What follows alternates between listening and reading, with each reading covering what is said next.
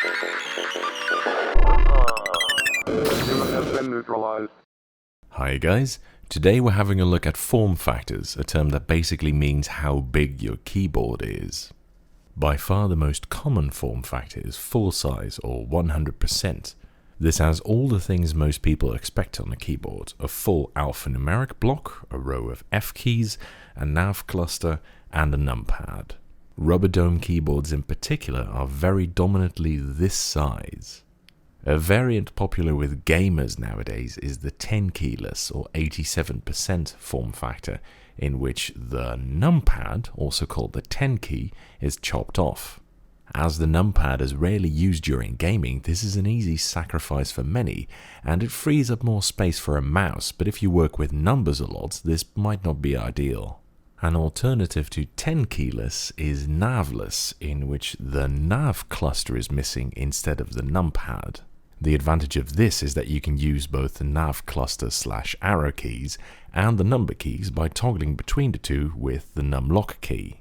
This takes only a short time to get used to, and the advantage is that you get to use both functionalities without having to sacrifice space. It's most commonly associated with really old boards from the 80s, but it's also available on some modern boards such as this one.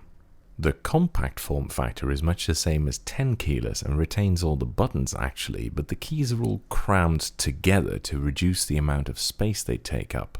This results in a very compact keyboard with a relatively high number of keys, but the shapes and positions of the keys are a bit different from what most people are used to.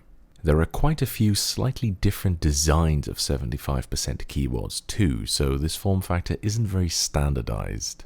The 60% form factor goes quite a bit further by omitting both the nav cluster and the numpad, as well as the F key row, so you end up with only the alphanumeric block. Because of all the missing buttons, a function layer is generally used to access the remaining keys using an FN key. For example, a common one is FN+1 to access F1, and FN plus WASD or some other cluster to access the arrow keys.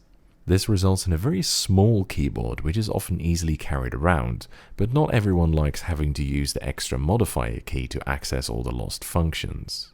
Yes, it gets even smaller than that. A 40% form factor is much like a 60%, except the number row is lopped off as well, so you end up with just an alpha block.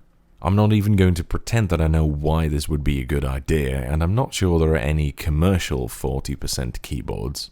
But for people who want a keyboard that's basically the size of a hand or a very large mobile phone, I guess this is the answer. And on the opposite end of the spectrum, there's the Battleship form factor with 122 buttons. Generally characterized by 24 F keys at the top and some extra keys on the left, as well as a cross nav instead of a T nav. This is associated with old terminal boards, although Unicomp still sells brand new USB Battleships to this day. That's it for the most common form factors.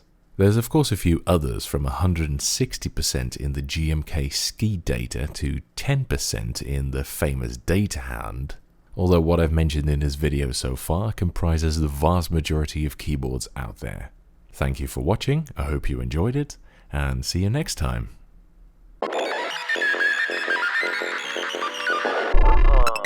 Human has been neutralized.